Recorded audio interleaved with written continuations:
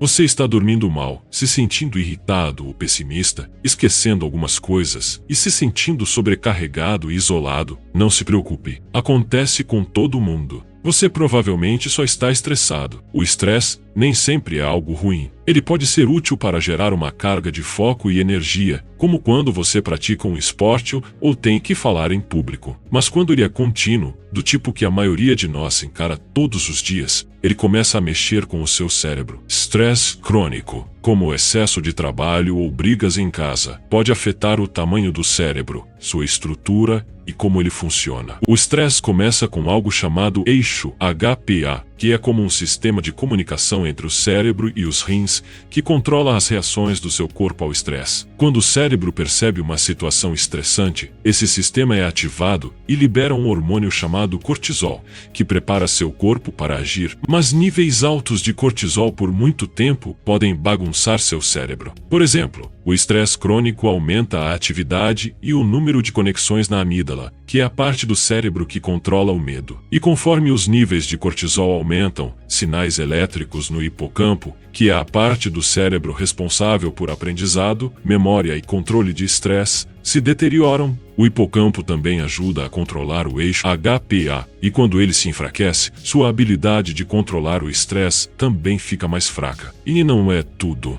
O cortisol pode literalmente fazer o seu cérebro encolher. Excesso de cortisol resulta na perda de conexões entre os neurônios e no encolhimento do córtex pré-frontal, a parte do seu cérebro que regula comportamentos como concentração, tomada de decisões, julgamento e interação social. Isso também faz com que sejam criadas menos novas células no hipocampo. Isso quer dizer que estresse crônico pode dificultar seu aprendizado e prejudicar sua memória, e também abrir caminho para problemas mentais mais graves, como depressão e eventualmente a doença de Alzheimer. Os efeitos do estresse podem até afetar o DNA do seu cérebro. Vamos ver um experimento com ratos. Os cientistas observaram como a quantidade de cuidado que uma mãe rato dá ao seu filhote recém-nascido pode afetar como esse filhote vai lidar com o estresse no futuro. Eles notaram que os filhotes de mães que cuidavam bem deles cresceram menos sensíveis ao estresse, enquanto os filhotes de mães negligentes se tornaram mais sensíveis ao estresse ao longo da vida. Essas mudanças não alteram diretamente o código genético, mas afetam quais genes são ativados ou desativados. E essas mudanças podem ser revertidas se as mães forem trocadas. Surpreendentemente, as alterações causadas por uma única mãe rato foram passadas para muitas gerações de ratos depois dela. Em outras palavras, o jeito que você lida com o estresse